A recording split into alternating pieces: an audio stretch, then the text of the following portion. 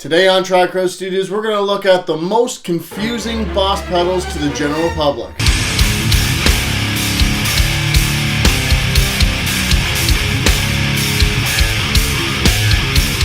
So in no particular order, we're just going to go through some pedals that we typically find you guys get the most confused about and ask the most questions about in regards to boss pedals.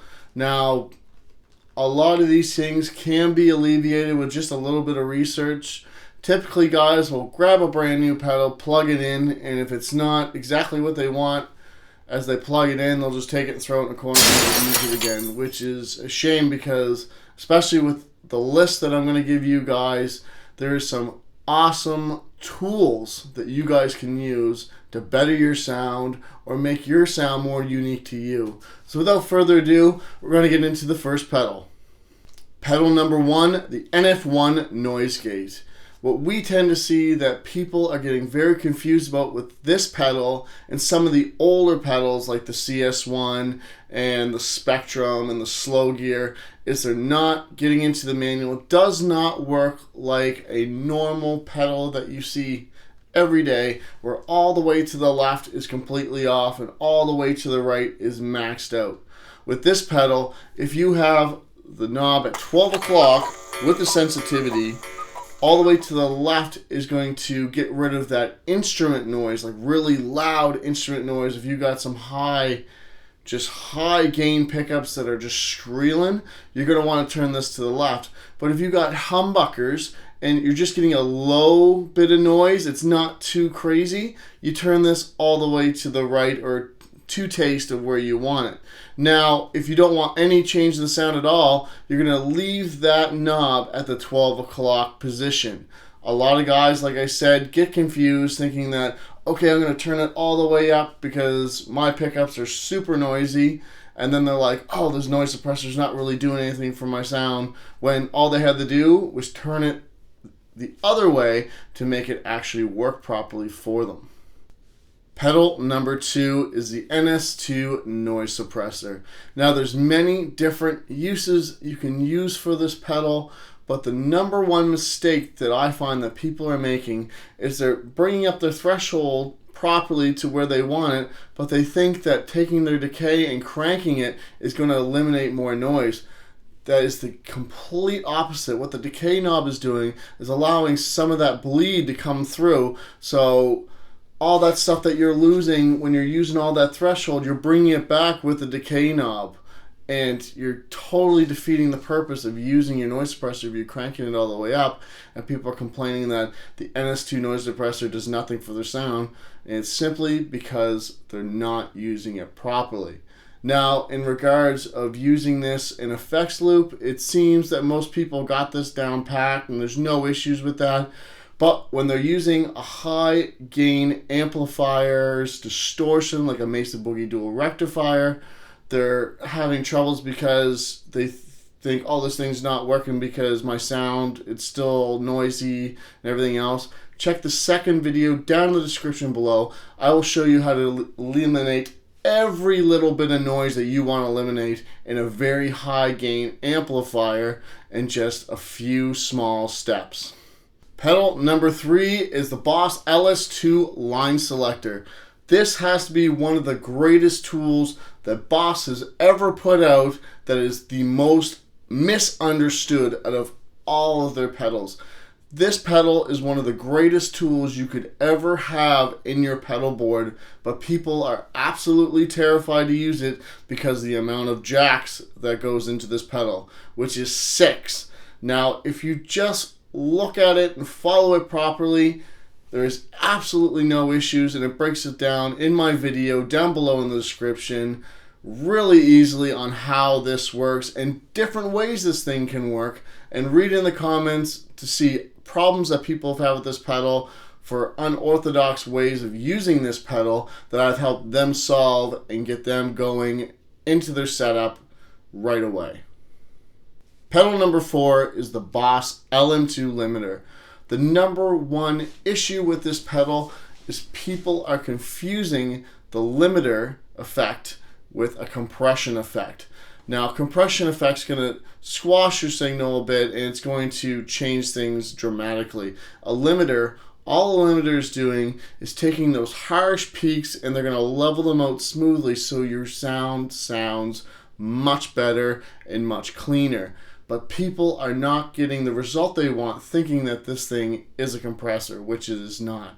If you use this tool exactly for what it's made for, it will work wonders in your sound, especially if you're a bass player.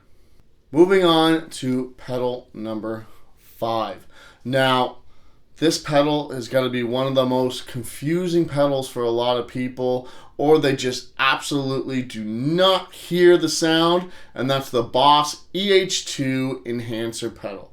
If people would just find and look for different options to use this pedal, it would be absolutely amazing to see what people's reaction and their minds to be changed about this pedal.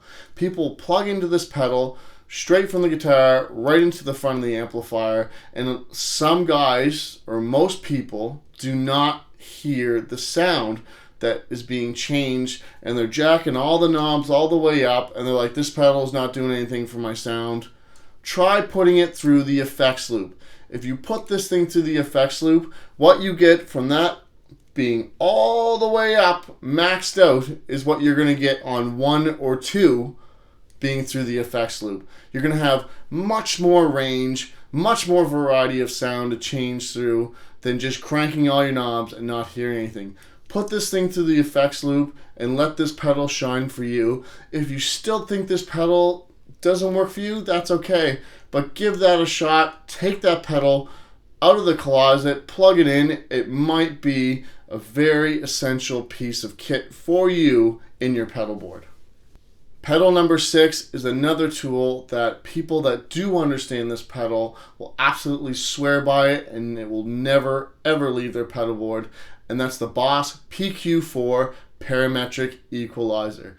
The fact that this thing doesn't have a graphic EQ that goes up down, people do not understand the 4-band EQ in this pedal. This thing, if you want a sound that's similar to other people but more unique to you, this pedal is going to achieve that, so you have your own unique sound. With the 4-band EQ, you have independent level knobs to really boost or cut some of those signals to make it absolutely unique. This is one of the best tools to forming your own sound, and I highly suggest that if you find this pedal, buy it. You will not regret it. Pedal number 7 will be no shock to a lot of you guys out there, and that is the Boss MT2 Metal Zone. Now, what are people finding wrong with this pedal?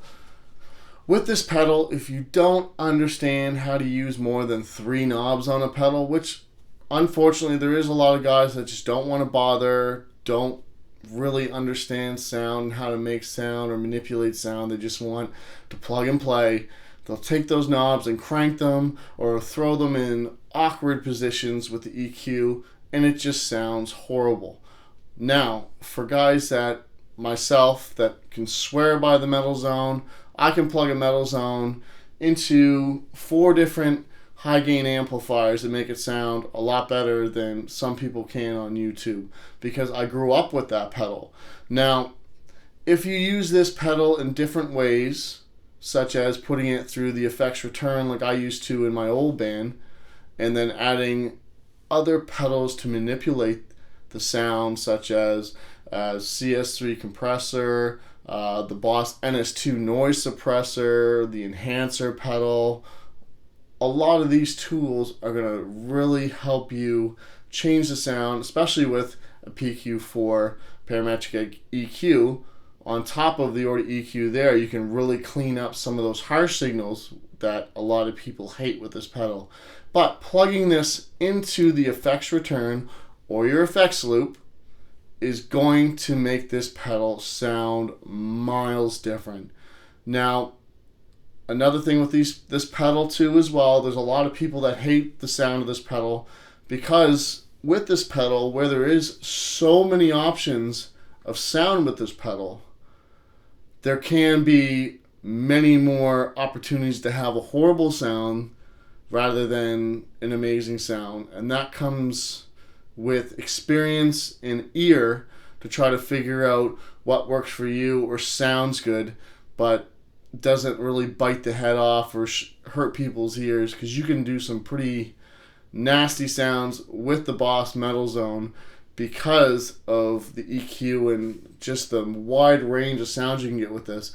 But if you just learn how to use the pedal, manipulate it, sit down with it a bit, go through the factory settings that they give you in the book, and then manipulate from there, you might find the sound that's perfect for you. But you need to try different options to make sure you achieve the sound that is perfect and sounds good.